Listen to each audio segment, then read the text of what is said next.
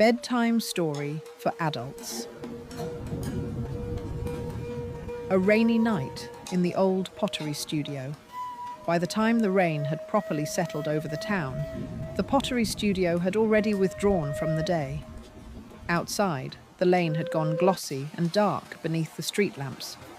Rain moved in fine silver threads through the light, turning the cobbles into scattered mirrors and the puddles into small, uncertain windows.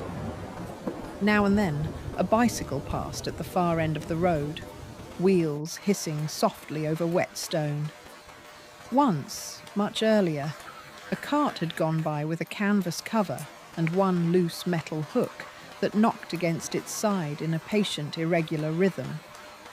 But that had been before dusk, before the bakery across the lane shuttered its windows, before the tailor's sign stopped moving, before the upper rooms of the houses took on their evening glow, one lamp at a time, until the whole street seemed less like a place of errands and more like a row of small, warm decisions against the weather. Inside the studio, there was clay. There was clay on the work table in thick, folded slabs beneath damp linen. Clay on the apron hanging from the back of a chair. Clay beneath the nails of the woman who ran the place. Clay in bowls, in trimmings, in quiet, unfinished forms waiting under cloth for tomorrow's hands. And above it all there was the smell every good pottery room keeps after rain. Earth, dust, dampened into scent, old brick, kiln warmth long faded from the day, tea steam, and that cool mineral note rising from freshly worked clay, as if the ground itself had agreed to speak softly indoors. The studio had once been a cooper's storage house, later a bicycle repair booth, later still, briefly and disastrously, a shop for ribbons, whose owner misunderstood both the street and the weather. Now it belonged to Mara Vale, and under her care it had become exactly what it was always perhaps meant to be, a place of turning things slowly until they held. The front room was narrow, but high-ceilinged, with beams darkened by years of smoke and damp seasons, and a floor that bore every mark of use without ever looking untidy. Near the back wall stood the wheel, low and heavy, and older than Mara by at least 30 years. Beside it were two stools, a bucket of water, a wire cutter, ribs of wood and metal hung in order on a peg rail, sponges, trimming loops, and a cloth rolled neatly into itself after evening cleaning. Along the left wall ran shelves from floor to nearly ceiling, full of bowls, mugs, pitchers, vases, plates, candlesticks, and odd forms that might have become lamps or simply changed their minds. Some were glazed and finished, cool and complete. Others were leather hard, pale and patient, waiting to dry. On the highest shelf, a line of cups stood beneath muslin like a quiet audience. At the center of the room sat a plain wooden table, scarred by years of wedging clay, cutting shapes, setting tools down in a hurry, and, on good evenings, resting cups of tea that grew cold while the work went on longer than intended. Tonight, on that table, there was a teapot. It was round and dark and slightly asymmetrical, made by Mara 3 winters ago during a week of rain much like this one. The lid never sat perfectly unless guided with a particular twist. The spout poured well, only if one did not try to control it too sternly.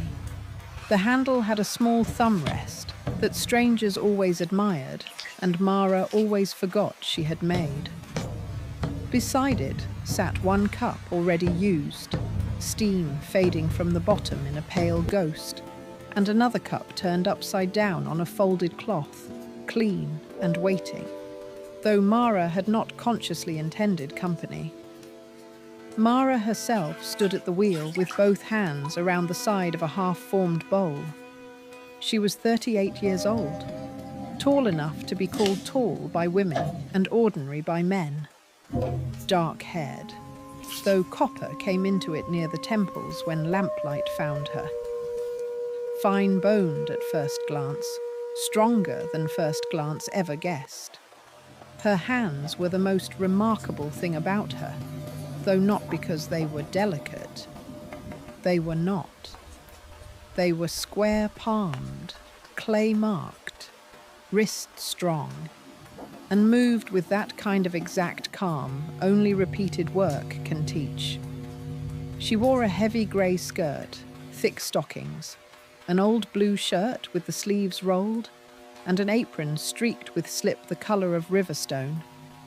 The wheel turned slowly under her foot. Not fast now. The shaping had passed that stage. The clay had been centred, opened, widened, lifted, and coaxed enough for one evening. She was refining the curve, pressing a little here, supporting there, listening with her hands for where the wall wanted to hold and where it threatened to lose heart. Pottery, Mara believed, was less like making and more like persuading. Clay begins with opinions, sometimes stubborn, sometimes eager in all the wrong directions, sometimes compliant at first and mutinous at the last. And if one tries to dominate it, it nearly always remembers. She lifted her hands away for a moment and let the wheel turn. The bowl held. Outside, rain went on lightly at the roof, at the window ledge, in the courtyard drain beyond the back door, and on the slate lip above the lane where water always gathered before deciding where to fall. Not loud rain, not a storm. Only a long evening rain with no need to impress anyone, the kind that teaches houses to settle inward, the kind that makes one more lamp necessary and no conversation urgent. Mara liked that kind of rain best. She took a wire, cut the bowl free from the wheel head, and lifted it gently to the drying board. Beside it stood two small cups, one pitcher with a handle still wrapped in cloth, and a row of shallow dishes whose rims had been altered and re-altered all afternoon, until she had finally accepted that perfection was often only fear dressed as standards. She covered the new bowl with muslin, wiped her hands on the apron, and looked around the studio. The room had entered its after-work quiet. The kiln in the back chamber had cooled hours ago, but the brick around its mouth still held a little memory of heat. The wheel no longer hummed. The shelves stood full and still. The tools had been rinsed. The sponge water changed. The clay scraps wrapped. One lamp near the window and another by the table cast warm gold across the room, and each falling thread of rain beyond the glass seemed to move more slowly when seen from here. Mara crossed to the table and poured more tea into her cup. Black tea tonight. Strong, with a little bergamot and the faint taste of smoke from water heated too often in an old kettle. She wrapped both hands around it and sat on the stool by the work table, not because she was especially tired, but because this was the hour in which the room asked to be seen rather than used. Every studio had two lives. The working life, when hands moved, clay answered, tools were taken and returned, forms rose and collapsed and rose again, and the whole room lived in practical motion. And the second life, after the work, when everything remained where it had meaningfully come to rest, bowls on boards, shelves full of drying forms, tools in their places, water settled, teapot warm, rain on the roof, lamp on wet glass. This second life was quieter, but not lesser. It was the part that allowed the first one to happen honestly. Mara drank the tea. Across from her, on the top of the side shelf, stood 3 cups she had made years ago and never sold. One pale green, thin and nearly translucent at the rim. One cream with an iron speckle. One blue-grey with a thumb mark left intentionally untrimmed. Her mother had liked the blue-grey one best. "It looks," she used to say, "as though weather sat down in it." Mara had not used that cup since the winter after her mother died, though she never placed it away. Some objects are easier to keep visible than to return to the hand. Rain moved more softly now. It tapped rather than fell. The roof answered with tiny, irregular notes. Somewhere above the front shutters, a drop had found a slower route and now struck metal every 8 or 9 seconds, deliberate as a thought, unwilling to leave. Mara listened. She'd always been good at listening to rooms. Better, perhaps, than to most people. Rooms rarely lied. They only shifted their proportions. Tight in summer, wide in winter. Close when work was unfinished. Deep when rain had begun. Tonight, the studio felt deep. As if the walls had drawn back a little and allowed more quiet inside than the floor plan should have managed. She was just reaching for the cloth to wrap the teapot when she heard it. A knock at the front door. Not loud, not urgent, simply there. Mara sat still. The studio, unlike an inn or a kitchen or a shop for bread, did not often receive people after dark. Customers came during daylight hours. Apprentices came in the mornings. Children from the square sometimes pressed their faces to the window when the wheel was turning and left fingerprints like little moon phases on the lower glass. But after evening, once the sign had been turned, once the lane emptied into rain and yellow lamplight, the studio belonged mostly to Mara, the shelves, and whatever weather had climbed into the night. The knock came again. A measured hand. Someone polite enough not to presume. Or someone cold enough not to wait longer than decency. Mara set down her cup and stood. She crossed the room past the wheel, the workbench, the shelves of drying bowls.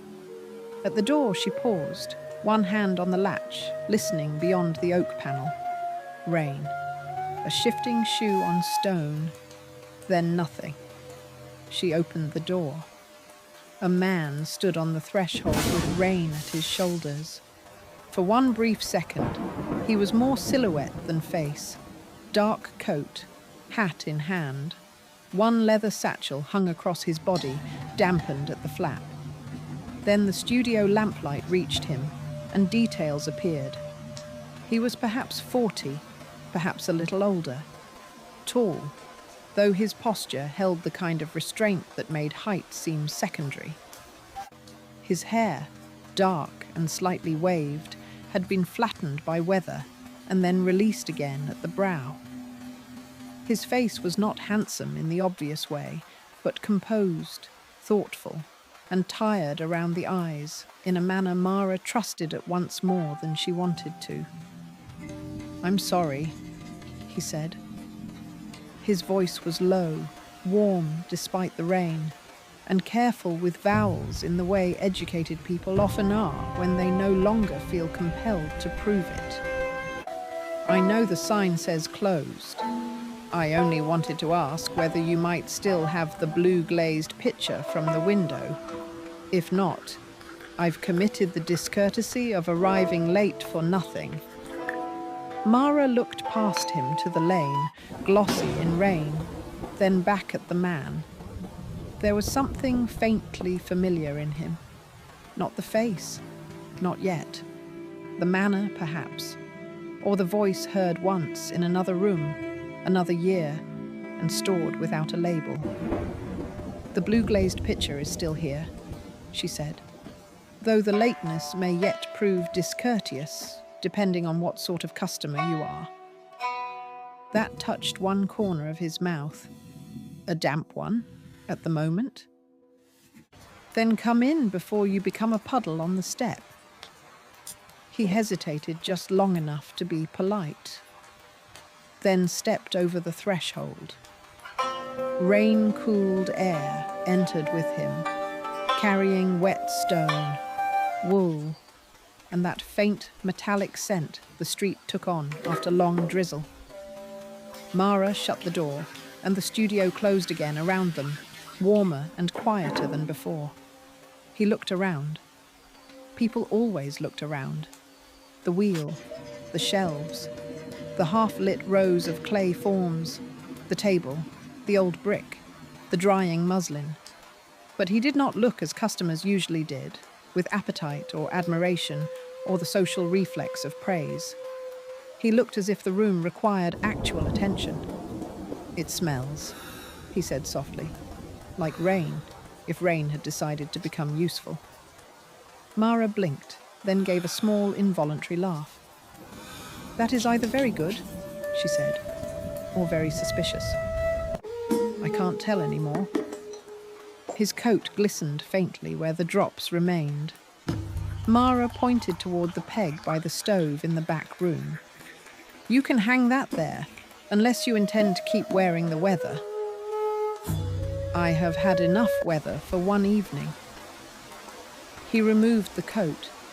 Beneath it, he wore a charcoal waistcoat gone a little soft with use, a white shirt rolled once at the wrist, and a dark tie loosened enough to suggest the public part of his day had ended somewhere before the climb here. Mara noticed an ink stain at the side of his thumb. "You were writing in the rain?" she said. He glanced at the stain and almost smiled. "Trying to. Rain makes argument difficult." "You argue on paper. I edit books. It often comes to that." And there it was. Recognition did not arrive in a flash so much as a quiet click. 5 years ago, the lecture hall above the stationer's shop in Ashby. A reading by a visiting editor from London who spoke, to Mara's immense surprise, less about markets and sales than about sentences that survived because someone somewhere had once loved them enough not to reduce them. She had attended only because a friend had insisted, and then stayed because the speaker made paper sound like weather preserved under pressure. Afterwards, there had been tea in poor cups, and one brief conversation near the back table about the smell of printer's ink. "Julian Rook," she said. He looked at her fully then, and his expression changed with clear surprise. "Yes," he said slowly. "Yes. I'm ashamed to say I don't." "Mara Vale, Ashby. The reading at the Civic Hall. You said one should mistrust any manuscript too eager to be admired." Now he laughed softly in recognition. "And you said one should mistrust any cup too eager to sit level unless it had earned the right." It was a very self-important cup. I remember that now. The rain tapped gently at the roof. Mara gestured toward the table. "Then you are no longer only a damp customer. Sit down. I'll show you the picture. And since you've already crossed into memory, tea has become harder to refuse." Julian looked toward the table, the second cup still upside down on the cloth beside the teapot. "I would be grateful," he said. He sat on the stool opposite hers. Mara went to the front shelf, took down the blue-glazed pitcher, and brought it over. In the lamp, it held exactly the color she had intended when she made it. Not bright blue, not decorative. The blue of cloud after rain, the blue of deepening river, the blue of old slate just before dusk closes over it. Julian touched the handle lightly. "It is better closer," he said. "That is true of some things." He looked up at her then in a way that made the sentence linger a heartbeat longer than perhaps either intended. Mara turned it practical again by lifting the teapot. Tea. Yes, please. She poured into both cups. Steam rose. The studio drew closer around them. For a little while they spoke only of the picture. Glaze, firing, the difficulty of cobalt, the way handles either belong or do not, with no useful middle state. Julian listened well, as he had years ago. Not politely, actually. He turned the picture once in his hands and noticed the slight thumb mark at the underside of the handle where Mara had steadied it before attachment. You left that. I always leave one mark if it improves the object, and if it doesn't. I call it honesty and hope no one argues. Julian smiled. The second cup, Mara noticed, suited the evening better than it had a right to. The room no longer felt solitary, neither interrupted nor invaded, simply widened. Rain went on gently at the roof. At last, Mara asked, "What brings an editor to this lane on a wet night years after he warned a hall of strangers about admired manuscripts?" Julian wrapped both hands around the cup before answering. "I'm staying above the bookbinder's shop for a few weeks," he said. "There's a private library being catalogued 3 streets over. Family papers, journals, correspondence. Half the household seems to have written letters for 70 years and never thrown one away. I was asked to advise on what should be kept, repaired, sold, or gently forgotten." That sounds grim. It is often fascinating and often grim. Families are unreliable archivists of themselves. Mara nodded. Potters too. I imagine potters leave more useful bowls. Not always. He glanced toward the shelves. These suggest otherwise. She followed his gaze. Bowls, vases, stacked cups, small lidded jars. A row of experimental forms no one but Mara understood enough to distrust. "The room flatters me after dark," she said. "Perhaps, but not enough to explain skill away." Again that. The accurate naming of labour. It unsettled her slightly because it did not feel like flattery, only attention. Julian sipped the tea. "And tonight," she said, "the cataloguing released you late enough that only rain and pottery remained available." He gave the faintest shrug. "Something like that. The truth is, I walked farther than necessary because the room above the binders is dry but lonely in a way I had not anticipated. Then I passed your window and saw the picture, which may be the least complete version of the truth, but not an untrue one." Mara rested both elbows on the table, cup between her hands. "The fuller version." He looked at the rain on the glass before answering. "The fuller version is that work was done. The papers were put away. The street outside seemed full of rooms other people had already claimed for the night, and the thought of going straight upstairs to my own company felt more effort than I could manage with grace." He smiled slightly without humour. "Then I saw the window and remembered you before I admitted I had remembered." The honesty of that entered the studio like another weather. Mara said nothing immediately. The wheel stood quiet. The shelves held their pale, drying forms. Somewhere in the back, near the kiln room, a pipe gave a faint ticking sound as old heat left it entirely. At last she said, "I nearly forgot the reading until you said your name." "That is perhaps merciful? I remember mostly the tea and the cups, and that you said books should make room for silence." Julian looked down into his cup. "I did believe that then. And now." He glanced up, the lamplight catching the tiredness at the corners of his eyes. "Now I believe it even more." perhaps because there is less of it elsewhere. The rain softened further, becoming almost a whisper against the roof tiles. Mara stood to put more water on. He half rose as if to help, then sat when she waved him down toward the stool. She noticed that he obeyed not automatically, but with the easy acceptance of a person who knows how to be a guest without turning gratefulness into theatre. That, too, she liked. At the side shelf, she lit the smaller lamp by the back wall. The studio deepened into a better gold. The shelves glowed. Damp clay at the wheel took on a muted, soft sheen. The whole room looked less like a place of commerce and more like a room inside a thought. When she sat again, Julian was studying the old wheel. "You still work at this hour?" "Sometimes. Clay is more reasonable after customers go home."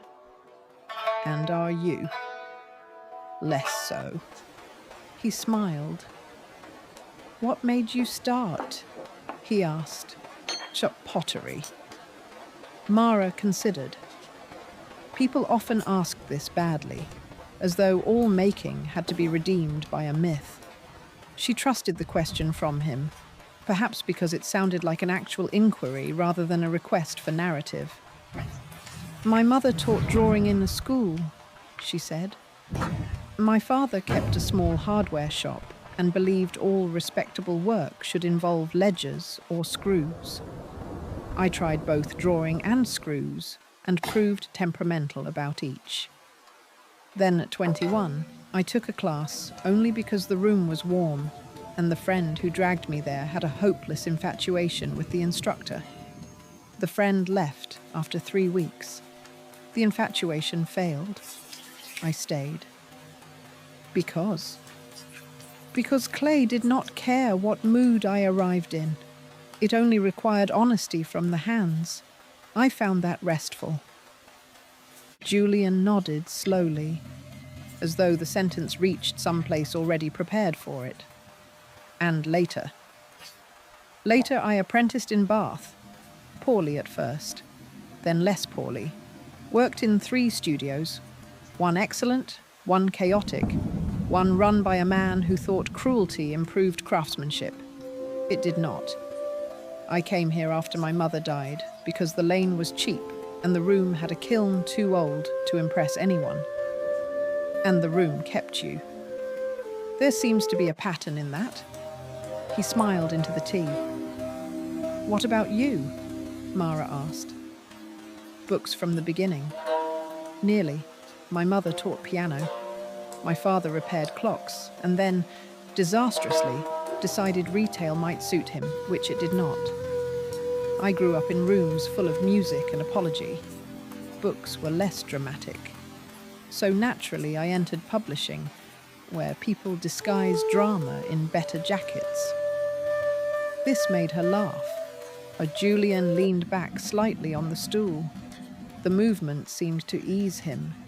Rain, tea, clay.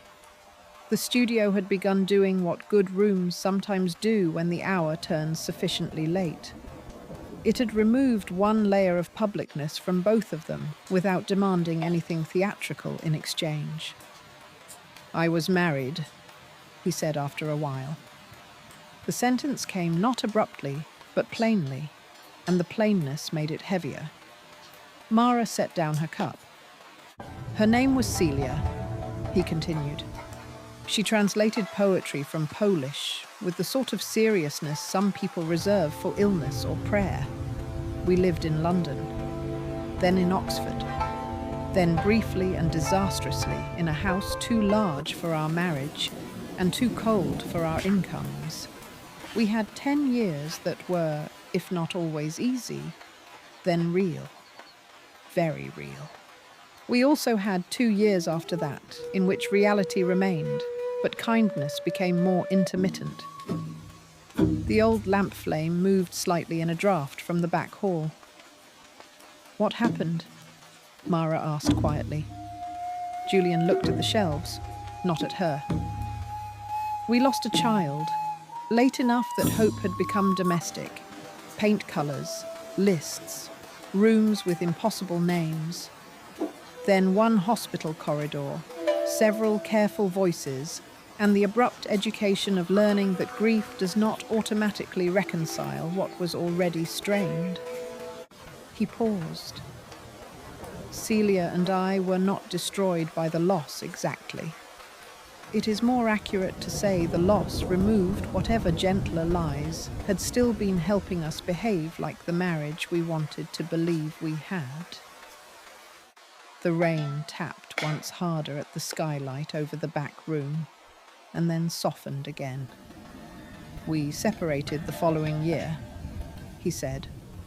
Not cruelly, not even angrily in the dramatic sense. We simply discovered that we had become better at surviving separately than together, and by then each act of staying required a performance too expensive to continue. Mara lowered her eyes to the cup. "I'm sorry." Julian nodded once. "So am I, though not always in the direction people assume." The answer was so exactly right that Mara felt it somewhere under the stern, practical part of herself before she had decided what to say. There are griefs one can rank publicly, and griefs one can only recognize privately. Her own had not looked like his. No hospital corridor, no lost child, no marriage.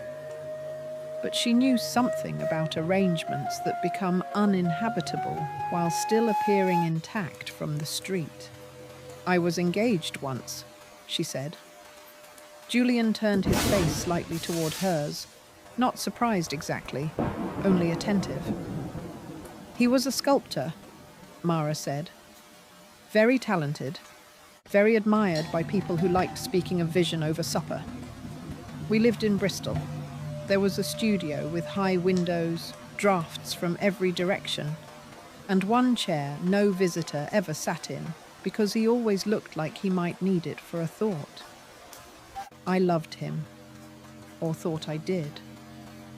Perhaps I loved the feeling of having attached myself to a life that seemed intensely serious.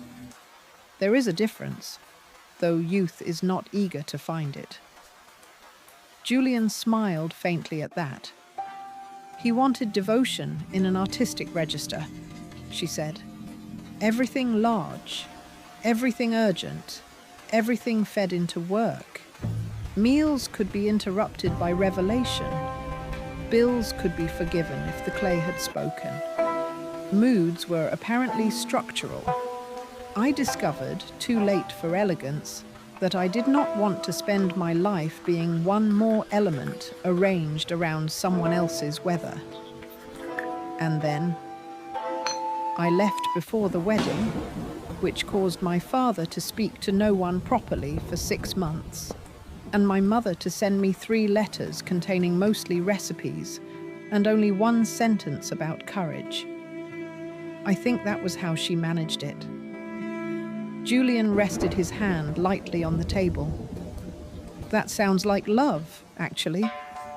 Mara looked at him. "Yes," she said softly. "It was." The studio went very quiet after that, not because there was nothing more to say, but because some silences need time to arrange what has just entered them. On the shelf above the wheel, a line of drying bowls seemed to gather the lamp like pale moons. The rain kept its patient tapping at the roof. Somewhere in the lane outside, water ran into a grate with a small silver sound. Julian broke the quiet first. "I had forgotten," he said, "that some rooms let a person speak without immediately demanding shape from the speech." Mara looked around. The table, the wheel, the shelves, the damp cloth over the slab of clay. "The studio is used to shapeless beginnings." He smiled. "Yes." That sentence, more than any before it, seemed to settle them into an easier rhythm.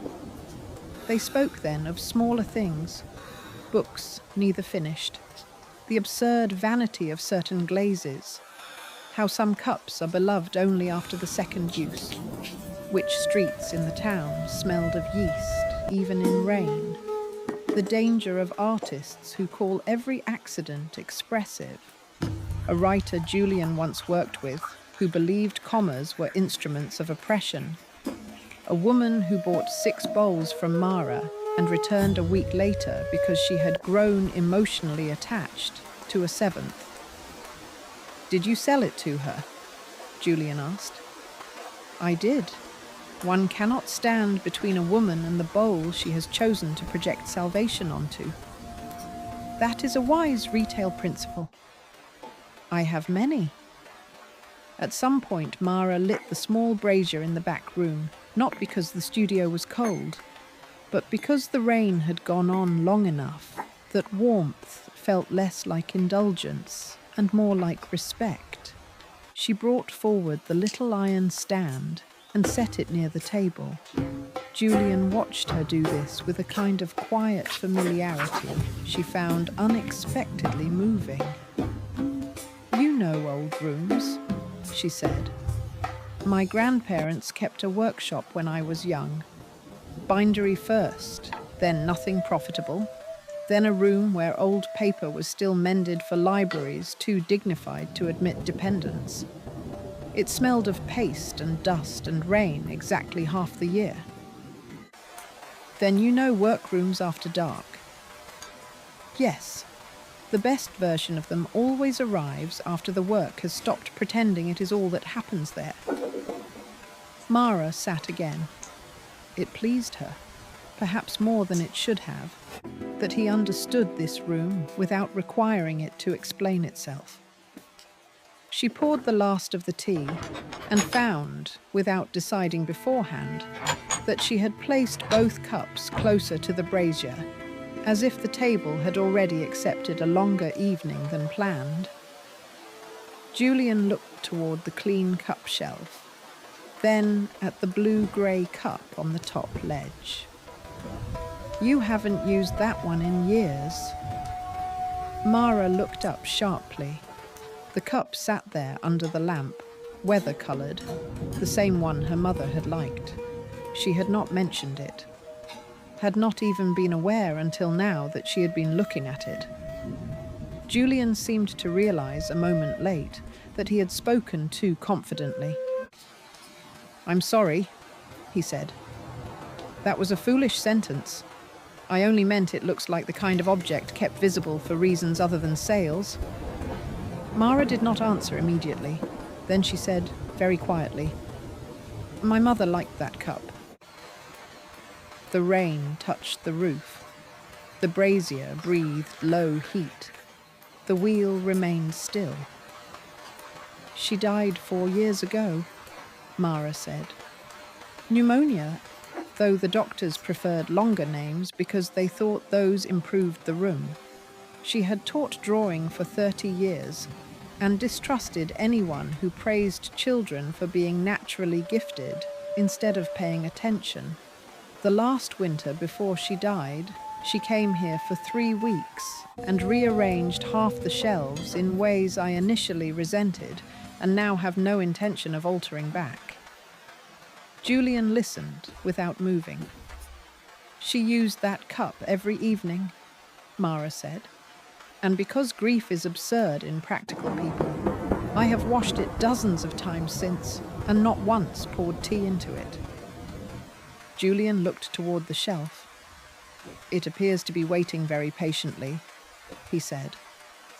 That was such a kind sentence, and such a careful one, that Mara felt the sting of tears almost laughably quickly behind her eyes. She lowered them at once, annoyed by the body's timing. "Clay remembers hands," she said after a moment. "Yes. And some cups become too full of one person." Julian nodded. "So do some rooms." The honesty of that steadied her. After a little while, she rose, took down the blue-grey cup, washed the dust from it under the tap, though it had none worth naming, dried it with a linen cloth, and set it beside the teapot. She did not fill it. Not tonight. only set it there. Julian said nothing, which was exactly right. The hour had gone late now, very late. The sort of late when even rain begins to sound sleepy. Mara knew he should go soon. The room above the binder's shop would still be waiting. The lane would not become drier by wishing. Decent evenings require endings before they are spoiled by the fear of them. Yet the thought of his leaving changed the room in advance, and she was not ready to welcome the change. Julian seemed to feel some version of the same. I should probably buy the picture before this becomes an entirely uncommercial evening, he said. Mara smiled. It was already uncommercial when you mentioned manuscripts. Then let me at least fail honorably. She named a price lower than she should have. He noticed and paid the proper one anyway. She wrapped the picture in old newspaper and brown paper, then tied it with string from the drawer by the glazed ledger. He watched her hands as she worked, not idly, but with that same attention he gave all honest labour. At last he stood. The studio seemed at once larger and less warm, though the rain and lamps had not changed. He reached for the coat. Mara lifted it from the peg and held it for him before she had time to interrogate the instinct. As he slipped one arm into the sleeve, then the other, they stood briefly close enough that she could smell rain still in the cloth, ink faintly at his cuff, and the clean tiredness of a man who has spent the day with paper and the evening in a room he did not know he needed. When the coat settled on his shoulders, neither moved back immediately. "Mara," he said. She looked up. There are moments when a room becomes so quiet that even the rain seems to withdraw a little to make hearing easier. This was one of them. "I'm glad I came in," he said softly. The simplicity of it undid any cleverness she might have used to protect herself. "So am I," she answered. That was all. And because it was all, it was enough. She walked him to the door. The lane outside was still shining with rain. Water moved in thin, bright veins along the cobbles. The bakery windows across the street were dark now. The upper floors of the houses held only 3 lit windows in total. The whole town had gone inward. Julian took the wrapped pitcher under one arm. "I'll return the cup if the pitcher proves vain about its company." "It will. Blue things often are." He smiled. "And perhaps," he added after a small pause, "I might come another evening without needing a purchaser's camouflage."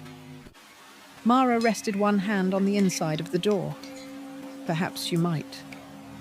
He held her gaze half a second longer, then nodded once, as though some private practical arrangement had just been properly made. "Good night, Mara." "Good night, Julian." He stepped back into the rain-soft night and turned down the lane.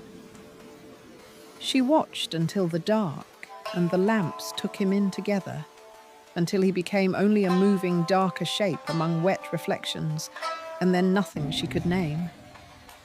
She closed the door. The studio received her again. Warm, clay-scented, gold at the shelves, rain above, the wheels still, the blue-grey cup on the table beside the teapot. Mara stood for a little while with one hand resting on the latch. Rooms change when witnessed properly, not flattered, not admired. Witnessed. The table had not moved. The tools remained where they had been. The damp cloth still covered the slab. The shelves held the same bowls. Yet the studio was not now exactly the room she had occupied alone before the knock. Something in it had been recognized aloud, and that sort of seeing is difficult to reverse. She wrapped the remaining clay, covered the wheel. blew out the back lamp. They washed the used cups and left the blue-grey one dry and empty beside the teapot. Then she sat once more at the table, only for a moment, and listened to the rain. Not lonely, not full, only changed by 1 degree. It struck her then, with the almost comic belatedness of mature feeling, that what she had most missed in recent years was not company exactly, but company that did not abrade the room around it. The studio had always kept her, yes. It had given her labour, form, weather, repetition, and that honest conversation of the hands with material which asks nothing false of a person. But the room had not been made less itself by Julian's presence. If anything, it had become more precise. That was a dangerous comfort. Or perhaps not dangerous at all, only rare. She took the blue-grey cup in both hands, still empty, and then put it back down. Not tonight, but soon, perhaps. She allowed herself that much. At last, Mara banked the brazier, latched the shutters, and climbed the narrow stairs to the loft room above the back kiln chamber where she slept. Her room was simple: sloping ceiling, iron bed, 1 wardrobe, 1 shelf of books, 1 washstand, 1 round mirror that had once belonged to a hotel and still reflected people as if they were slightly more romantic than life generally allowed. Through the little window over the bed, she could hear the rain more clearly than below, each drop a small, cool finger on slate. She undressed slowly and slipped under the quilt. Sleep did not come immediately, not because of agitation, more because certain evenings alter the interior weather and the body, even tired, wishes to feel the alteration properly before surrendering to rest. Mara lay on her back and listened to the rain. She thought of the reading in Ashby, the poor cups, the sentence about silence, the years between then and now, her mother's cup, the wrapped picture under his arm, the look on Julian's face when he said he had remembered before admitting he had remembered. Outside, the rain went on. Inside, the clay slept under cloth. Below, the shelves held their waiting forms. And in the studio, on the table by the teapot, the blue-grey cup remained where she had set it. Morning in the studio began with water. Water in the kettle, water in the basin, water on the paving stones outside, water still dropping from the gutter where the roof forgot itself, water in the lane, bright under a pale clearing sky. Mara woke before full dawn and knew at once that the rain had changed, no longer falling, only leaving. The roof held the after-sound of it. The whole town smelled washed. She dressed, braided her hair more neatly than usual for no reason she cared to examine, and went downstairs. The studio in morning light looked almost surprised by itself after the dark. The shelves were paler, the wheel more solid, the old brick less romantic and more practical. Beyond the front window, the lane shone silver-grey. Clouds still held in the east, but the west had opened enough to let a thin ribbon of clean yellow gather above the roofs. Mara put the kettle on and stood for a moment at the table. The blue-grey cup remained where she had left it. She touched the handle with 1 finger, then set it on the shelf again. Still not yet, but closer. The day began.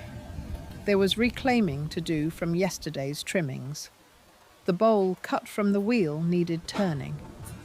A customer expected 2 plates by noon and would, Mara knew, arrive at 11:40 with the expression of someone heroically forgiving time for existing. Apprentices would come later. The kiln logs needed stacking. Life resumed its necessary demands. And yet, Under all of it, another rhythm had begun. Julian returned 3 evenings later with a book under one arm and no purchase to justify the door.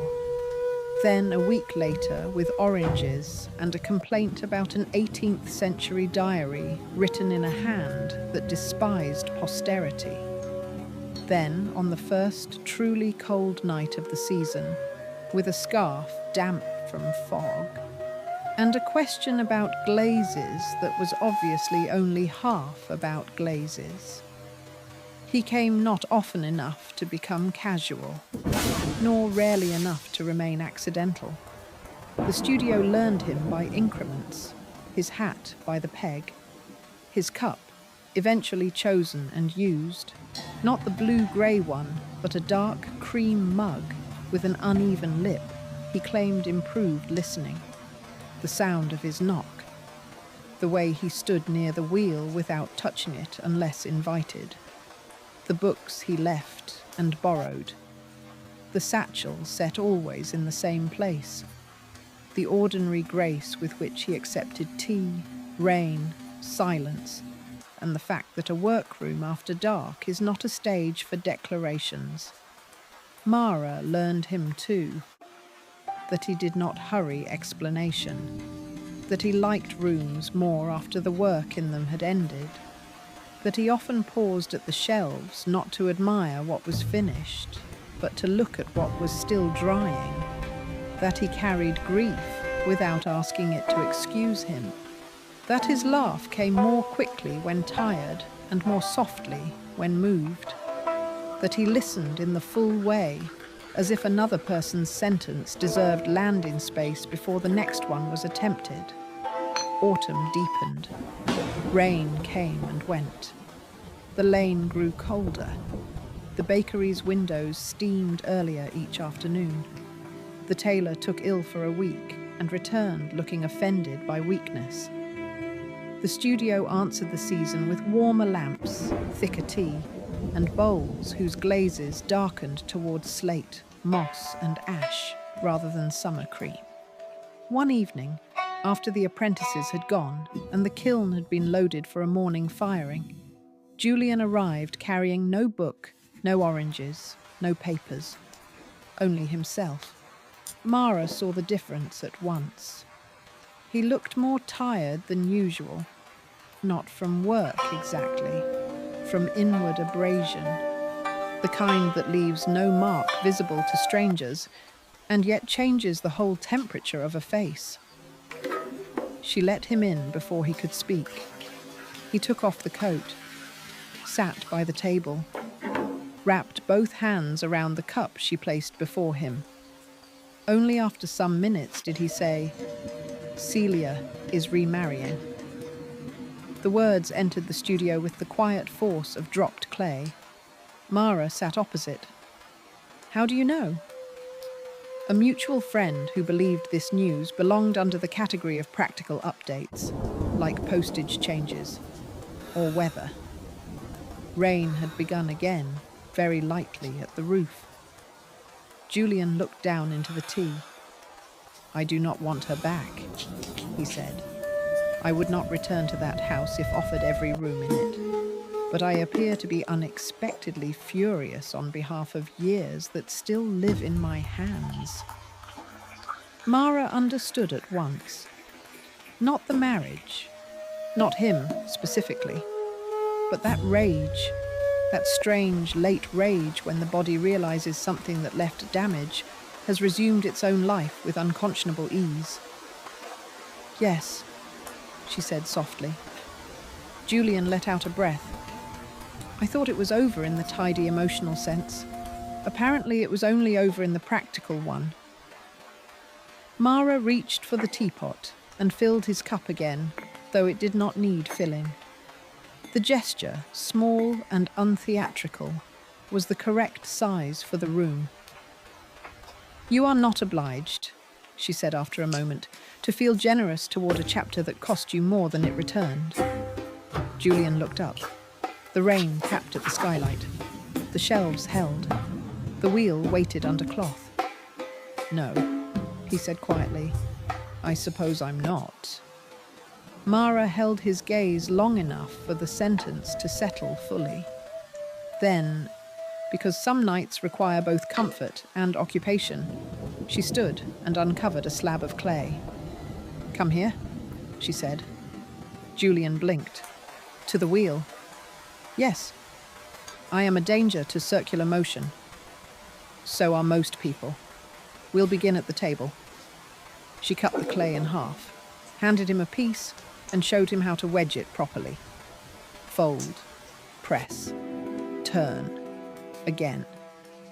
The work was simple enough to learn and repetitive enough to lower the mind's volume.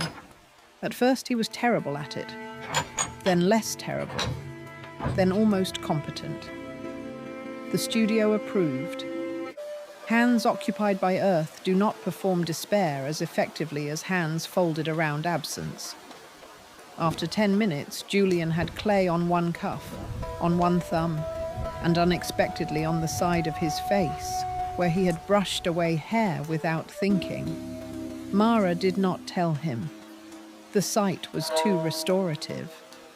When at last, she let him try the wheel itself, sitting close behind only long enough to guide the pressure of his hands, the room changed in another subtle degree. Not because the gesture was romantic. It was too practical for that. Wet clay between hands, foot on treadle, centering. The body learning not to force. Yet certain practical closenesses carry their own charge when enough truth has already accumulated elsewhere. "Don't fight it," Mara said softly near his shoulder. "I am trying not to. Less trying. More listening." The clay steadied, lifted, collapsed, lifted again. Julian laughed, clay smeared and tired, and suddenly, beautifully, less burdened. "This is impossible." "No, only honest." That night he left later than usual. With a lopsided bowl, he insisted on taking as proof against self-importance and a little less anger in his face than he had brought in. At the door, he touched her hand once, briefly, just above the wrist where the clay had dried. She did not move away. Winter came. The studio changed with it.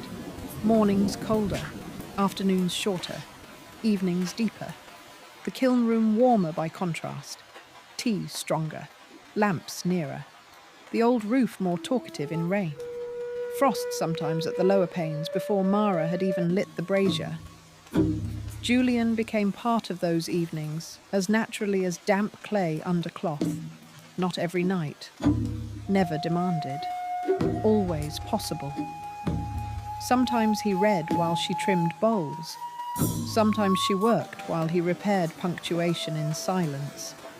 Sometimes they spoke very little at all and let the rain or wind or kiln crackle be the third presence at the table. Sometimes he brought a page of some absurd diary entry and read it aloud until she laughed over the wheel and nearly ruined a vase. Sometimes she showed him how glazes changed in firing, and he looked at bowls fresh from the kiln with the quiet awe of a man who has spent too long among paper and forgotten that heat could fix colour into permanence. The blue-grey cup waited on the shelf through all of it. Then one January evening, under a hard rain that moved almost sideways against the lane, Mara took it down. No ceremony, no speech. She merely washed it again, though it did not need it, dried it, and set it on the table before Julian while he was unwinding the scarf from his coat. He looked at the cup, then at her, then back again. "Are you certain?" Mara rested one hand on the back of the chair. "No," she said, "but certainty is overrated in domestic matters." A warmth moved through his face so quickly and quietly it nearly undid her. He took the cup in both hands. Tea steamed up into the weather-coloured glaze. That was all. And it was not all. After that, the room altered once more. Not transformed, simply more fully itself. Her mother's cup no longer waited empty. Julian did not use it every night, and Mara did not require that. But sometimes, when the rain was especially steady, or the work especially exacting, or the silence especially kind, she chose it for him without comment. Late in February, on an evening when the town had lost electricity for an hour, and the studio stood by candlelight among shelves of pale bowls and black windows striped with rain, Julian stood by the wheel while Mara folded cloths at the table. The studio had become older in the candlelight, not merely old in age, old in the deeper sense, as if all the years of clay, rain, firing, cooling, making, losing, beginning again, had stepped forward and become visible around the walls. Julian said quietly, "I think this room has returned time to its proper size." Mara looked up. The sentence entered her with immediate recognition. "Yes," she said. He came toward the table then, slowly, because nothing between them had ever moved by force and should not begin now.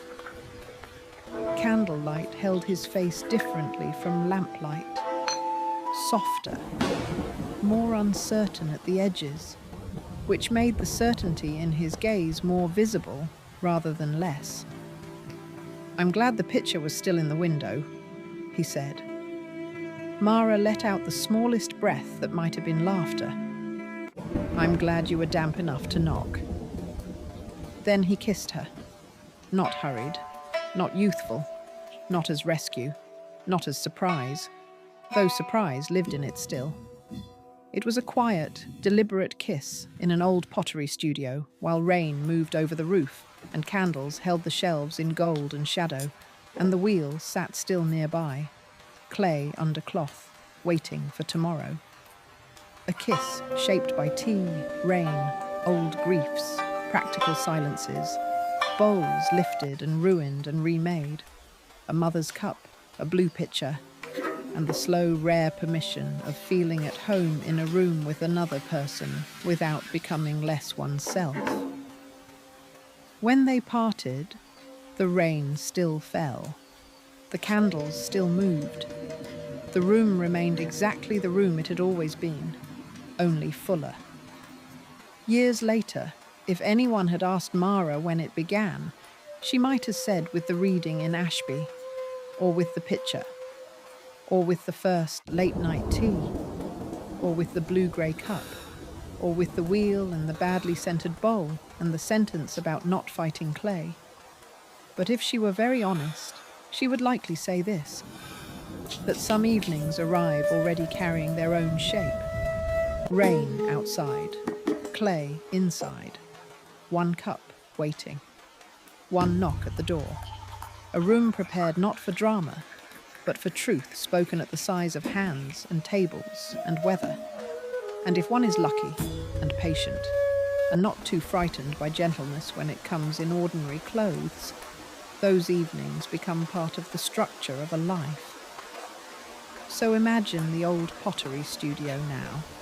Imagine the lane wet under lamps, the rain touching the roof in patient silver, the wheel at rest, the clay under cloth, the shelves full of drying bowls and cups and unfinished forms keeping their own pale counsel in the warm light, the teapot on the table, one cup already used, another waiting, perhaps the blue-grey one, perhaps not, the room smelling of earth and tea and old brick and work honestly put away for the night. Let there be a woman there who knows the weight of clay and grief and repetition, and has built a life from all three. Let there be a man at the table who understands silence enough not to crowd it. Let there be rain on the roof and the small, tender sounds of a room after labor. Let there be no grand promise required, only warmth, only listening, only the slow, honest turning by which shapeless things, given time and hands and patience, become able to hold. because some nights are not meant to astonish. Some nights are meant to soften, to make room, to return time to its proper size, to let the rain go on outside while inside a table, a wheel, a teapot, a shelf of bowls, and two people learn that companionship, when rightly shaped, does not interrupt the room at all. It centers it. And in that old studio, under the rain, among clay and cups and warm gold light, that is exactly what happened.